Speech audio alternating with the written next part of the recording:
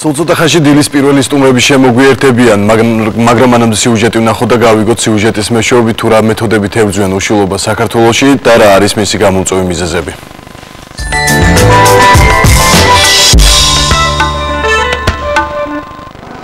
ბოლო დროს უშვილობის მიზეზით დავით გაგუას კლინიკას ბევრი წვლილი აკითხავს. ექიმები მიესალმებიან იმ სტერეოტიპის დანგრევას, რომლის თანახმადაც უშვილობა მხოლოდ ქალის ბრალი იყო. მედიკოსების თქმით, უშვილობის სამი მთავარი მიზეზი არსებობს, რომელიც შეიძლება არასწორმა კვებამ, ნარკოტიკებმა, ალკოჰოლმა და სტრესებმა გამოიწვიოს.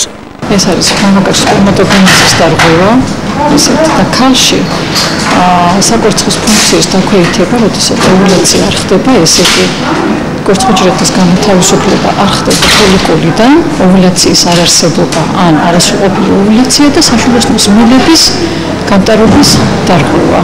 ქეთევანოსაძე დღის განმავლობაში 15-დან 20-მდე პაციენტს იღებს. ექიმი აღნიშნავს, რომ საზოგადოება უშვილობის შესახებ ბევრად უფრო ინფორმირებული გახდა. უშვილობის შემთხვევაში აუცილებელია ჩატარდეს წყვილის გამოკვლევა და შემდეგ დიაგნოზიდან გამომდინარე მოხდეს მათთვის მკურნალობის მეთოდის შერჩევა. ჰორმონალური მკურნალობის წარუმატებლობის შემთხვევაში ექიმები საშვილოსნოს შიდა ინსემინაციას ან სინჯარაში განაყოფიერებას მიმართავენ. ეს უკანასკნელი მეთოდი უშვილობის წინააღმდეგ შედარებით ხშირად გამოიყენება. ხდება ქალის დასტიმულირება სპეციალური მედიკამენტებით, ხდება რამდენიმე კვერცხუჯრედის მომწიფება, მათი საშოსხრივი მიდგომით, ტრანსვაგინალური გზით, ეხოსკოპიის საშუალებით ხდება ამოღება, განაყოფიერება სინჯარაში, რასაც ახორციელებს ემბრიოლოგი და უკვე განვითარებული 2-3 დღის ემბრიონის გადატანა საშვილოსნოს ღრუში. უშვილობის წინააღმდეგ მედიცინა მხოლოდ ორ შემთხვევაშია უძლური. პირველი გენეტიკური პრობლემები და მეორე დაგვიანებული მკურნალობა. ამ ლაბორატორიაში იმ წყვილების კვერცხუჯრედების განაყოფიერება ხდება, რომლებმაც მკურნალობა დროულად დაიწყეს. აქ მიკროსკოპის ქვეშ ფოლიკულურ სითხეში ვნახულობთ კვერცხუჯრედებს, ხდება მისი დამუშავება, ასევე ხდება სპერმის დამუშავებაც და დამუშავებული კვერცხუჯრედი თასდება ინკუბატორში. ინკუბატორში არის 37 გრადუსი ცელსიუსი ტემპერატურა და მასში ნახშირორჟანგის შემცველობა არის დაახლოებით 5-6%. ყველაზე ხშირი მეთოდით სინჯარაში განაყოფიერებით ორსულობის მიღწევის საფასური გამოკვლევებისა და მედიკამენტების ჩათვლით 6000 ლარამდე აღწევს. უშვილობის დაძლევა ხშირ შემთხვევაში შესაძლებელია.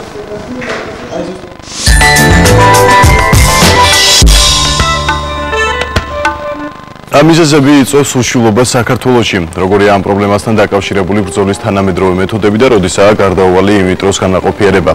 ასეთია ჩვენ დილის ერთ-ერთი მთავარი თემა. ჩვენი სტუმრები კი ექიმი რეპროდუქტოლოგი ქალბატონი ნინო ხანთარია და მედიცინის დოქტორი ექიმი კლინიკა ინვიტროს ერთ-ერთი დამფუძნებელი ქალბატონი ნატალია ხონელიძე იქნებიან.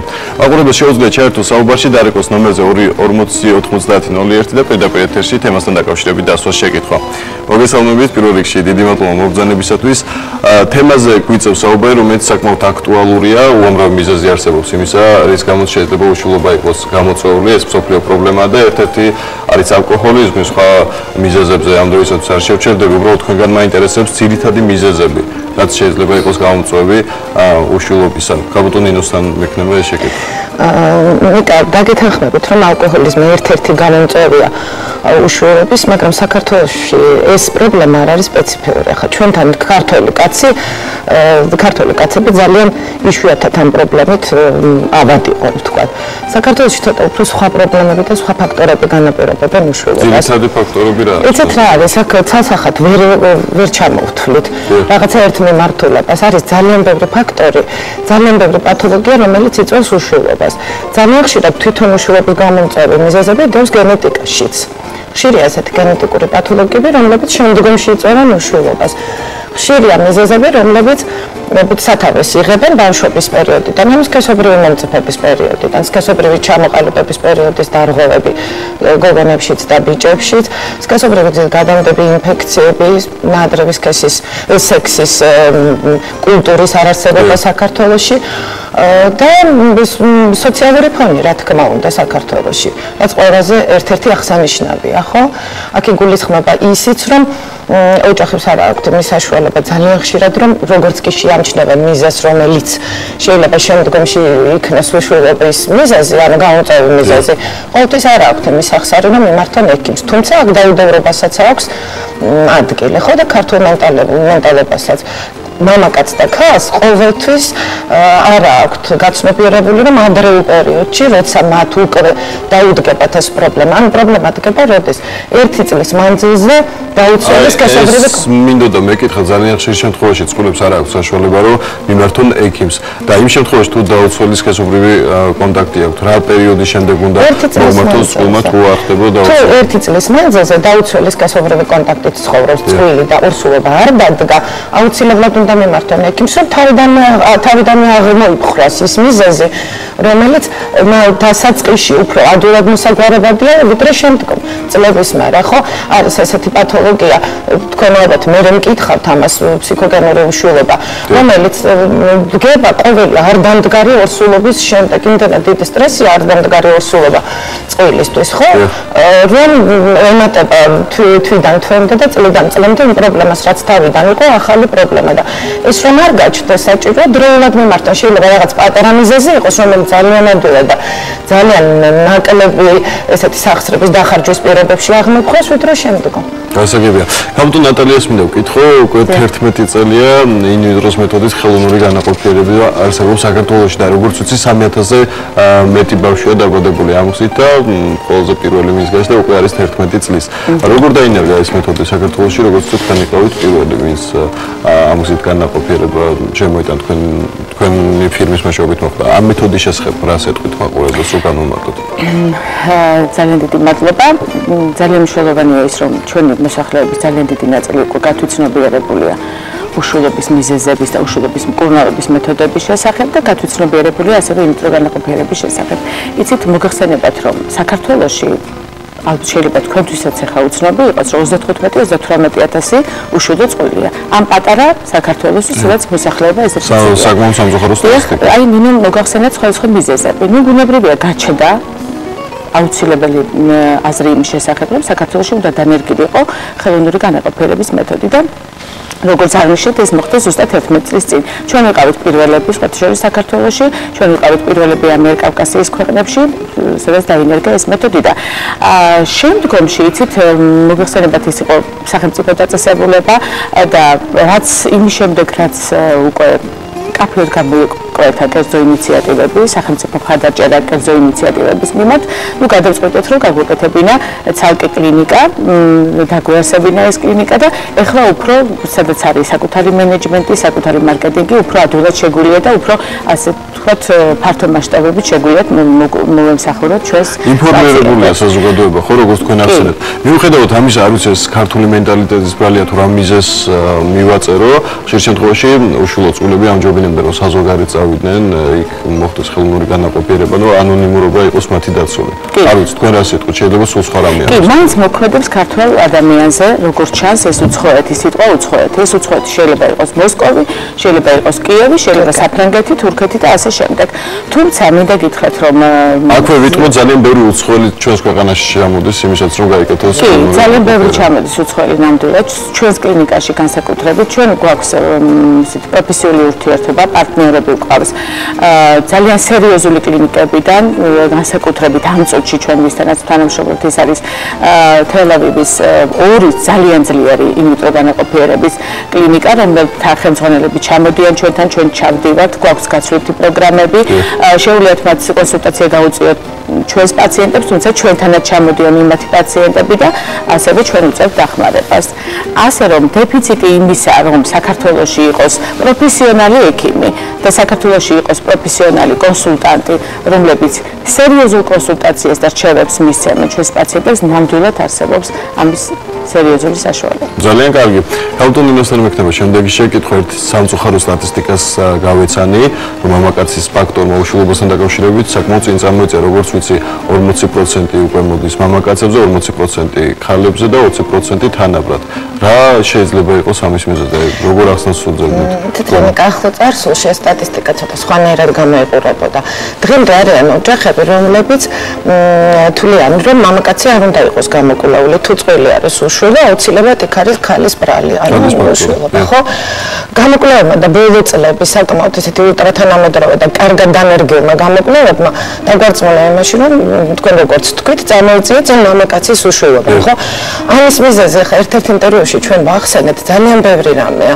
შეიძლება ვთქვათ, თქვენ ახსენეთ ალკოჰოლიზმი და მე გითხარით, რომ ეს არ არის სპეციფიური, მაგრამ არის პირველ ჩვენთან ნარკომანიაც არის სოციალური ფონი, როგორც აღნიშნეთ და მე კიდევ იცით რა არის, ჩვენ ახლა წარმოგვეწია მამაკაცების ის თაობა ამ საკში, რომლებმაც გამოიარეს ძალიან ცუდი პერიოდი საქართველოში. ანუ ეს იყო ახლოწარსულის ომების პერიოდი, სოციალურად კიდევ უფრო დაბალი დონის არსებობის პერიოდი საქართველოში და რაც მთავარია, მინდა აღვნიშნო, რომ ისევე როგორც ქალის ორგანიზმში, ასევე მამაკაცის ორგანიზმში სპერმატოგენეზი, ანუ სპერმატოზოიდების და თვითონ სპერმის წარმოქმნის და მამაკაცის შვილოსნობის ფუნქცია კონტროლირდება თავის ტვინის უმაღლესი ქერქით, ჰიპოთალამუსით. ნებისმიერმა სტრესმა შეიძლება გამოიწვიოს ესეთი ცვლილებები თავის ტვინიდან, რომ მთლიანად წყობიდან გამოიყვანოს მამაკაცის მიზეზი. თავისთავად, ეს ძალიან დიდი ფაქტორია უშვილობის გამოწვევის მიზეზებს შორის, ხო? ნებისმიერი სტრესული სიტუაცია მამაკაცში, თუნდაც ისიც დღევანდელ დღესაც და მანამდე ცოტა ისეთი ლირიული გადახოვაა, მაგრამ მამაკაცი, რომელიც ირთავს ცოლს, ხო? და არ აქვს ესეთი სოციალური ფონი სახლში, არ იცის სადაც აიყვანოს, როგორ მიიყვანოს და ასე შემდეგ ამაში ხელს არ უწყობს არავინ. მოქმედებს ეს ყველაფერი თავის ტვინის უმაღლეს ცენტრზე, ჰიპოთალამუსი აკონტროლებს სწორედ იმას, რომ წესიერად, ნორმალურად მოხდეს სპერმატოგენეზი ორგანიზმში, ხო? ცოტა მოგვიანებით ჩვენ შეგვიძლია რჩევები მივცეთ ადამიანებს ის მარტივი დეტალები, რაც შეიძლება გაითვალისწინოთ მას, მაგრამ მანამდე მაყურებელი გვიკავშირდება, მას მოусმინოთ, გისმენთ პირდაპირ ეთერში ხართ. Hello. გამარჯობა. მშვიდობით. მაინტერესებს თქვენს უმარს კითხვა, იქ დაზღვევის მეშვეობით შეიძლება უშვილობის მკურნალობა ჯერჯერობით ეს არ არის და სპორტიულ თუ იგეგმება შეტებში. დაზღვევი ქალბატონი. დასაგებია. ნამდვილად შეგიძლიათ, იცით, ჯერჯერობით ნამდვილად დეფიციტია დაზღვევა, რომელიც აფინანსებდეს უშვილობას. ნამდვილად არც კერძო დაზღვევები არსებობს ამ მხრივ არსებობდა.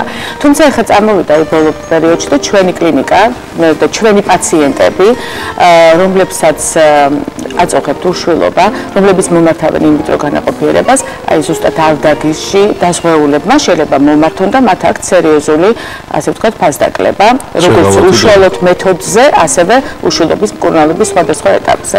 და ძალიან ბევრ ქვეყანაში სახელმწიფო ზრუნავს უშვილობის პრობლემასთან დაკავშირებით და ჩვენს ქვეყანაში რა მდგომარეობა ამ დღეს?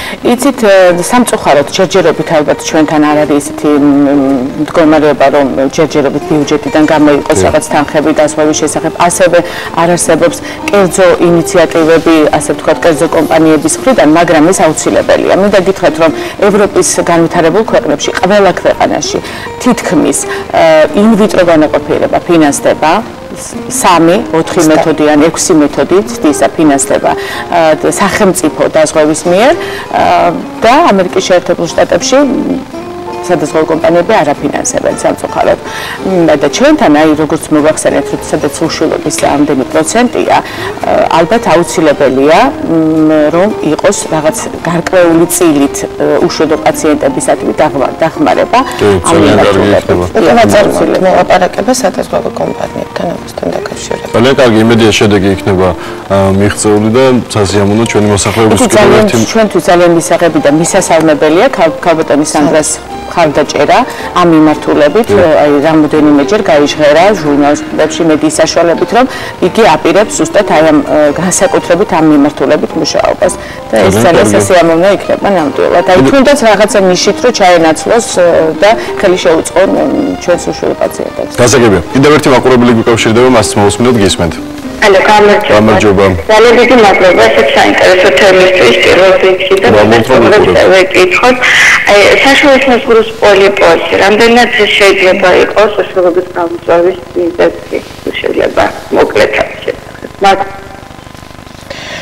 ეს აბსოლუტურად მედიცინის თემა, როგორც პაციენტს აინტერესებს, საშუალო მსგავს პოლიპოზი არის ერთ-ერთი გამოწვევი მიზეზი უშვილობის და რატომ თქვენ იცით ალბათ რახან იცით და გამოკვლეული ხართ და იცით რომ პოლიპოზი გაქვთ ალბათ ექიმმა მოგაწოდოთ ინფორმაცია ამის შესახებ, რომ საკვერცხიდან გამოსული კვერცხუჯრედი, რომელიც განაყოფიერდება და გადაიქცევა ემბრიონად, ბოლოს მისი გზა არის საშუალოსნო, სადაც უნდა მოხდეს მისი ჩანერგვა, ანუ განაყოფიერებული კვერცხუჯრედის ემბრიონის ჩანერგვა და მისი გამოზრდა. თუ იქ არ არის მისთვის ხელსაყრელი პირობები, ჯერ ერთი ადგილი, სადაც შეიძლება დაიდოს ბინაო ემბრიონმა, ხო, ნამდვილად ვერ მოხდება იქ მისი ნორმალური ჩანერგვა, გაზრდა და ასე შემდეგ ნორმალური ორსულობის მიღწევა. ისე რომ თუ თქვენ გაქვთ პოლიპოზი, ისედაც თქვენ როცა გაწუხებთ უშვილობა და უშვილობის პრობლემა არ გქონდათ, ეს არის ესეთი პათოლოგია, რომელიც აუცილებლად უნდა აღმოიფხვრას და მიმართოთ უნდა ექიმს და მოხდეს მისი ლიკვიდაცია. თუმცა დავამატებდი უკაცრავად ნინო, რომ პოლიპის ზომასაც გააჩნია. არის რაღაც გარკვეული ზომა, რომლის შემდეგ აუცილებელია პოლიპის ამოკვეთა. არის ზომები, აი 5 სანტიმეტრამდე, 5 მილიმეტრამდე არ არის აუცილებელი ნამდვილად ეს პოლიპის ამოკვება. გააჩნია მიმაგრების ადგილს და ასე შემდეგ. მაინც ჯობია რომ დიაგნოსტირება გაუკეთდეს ექიმთან და ამის შემდეგ ზოგადი რჩევები ყოველ შემთხვევაში მიიღო ჩვენო მაყურებელმა და კიდევ ერთი მაყურებელი გიკავშირდება, გისმენთ პირდაპირ ეთერში ხართ. ალო, დილამშვიდობი. დილამშვიდობის. კითხვა მოგვიწევს პირველ რიგში. განხატრო ეს თემა არის. აი მაინტერესებს აი ინვიტრო განაყოფიერება როცა კეთდება და იხდით თანხას ანუ ღირებულებას. აი ამ ღირებულებაში შედის მეორეც და ან მესამე და ასევე მაინტერესებს ავადმატებს შეიძლება თუ გქონია შემთხვევა რომ პირველივე თაზე ყოფილა ეს წარმატებული. მადლობ შეკეთება. დიდი მადლობა. მინდა გითხრათ რომ სტანდარტული თანხა ასე ვთქვათ სუმა სტანდარტული თანხა არსებობს ინვიტრო განაყოფიერებისთვის. თუმცა არსებობს პაკეტები. არის უშუალოდ ერთი წლის პაკეტი, არის რამოდენიმე პაკეტი ერთად. რაც შეეხება მეორე და მესამე წლს არსებობს ფასდაკლებები, რომელიც შედის ზუსტად აი ამ პაკეტებში. ასევე ნამდვილად შეუძლია პაციენტებს მომართონ და ჩვენ ყველანაირად ორიენტირებული ვართ იმისკენ, რომ პაციენტებს შემსუბუქოთ თავიანთი პრობლემა და ეს შემსუბუქება გამოიხადება სწორედ ფინანსურ დახმარებაში და მხარდაჭერაში. და სანამ დაგემშვიდობებდეთ, კიდევ ერთ კითხვაზე მაინტერესებს პასუხი. ინვიტროს განაყოფიერების დროს წინასწარ შესაძლებელი თუ არა ემბრიონის სქესის განსაზღვრა მოხდეს? იცით, შესაძლებელი არის, რა თქმა უნდა, მაგრამ არა აუცილებელი.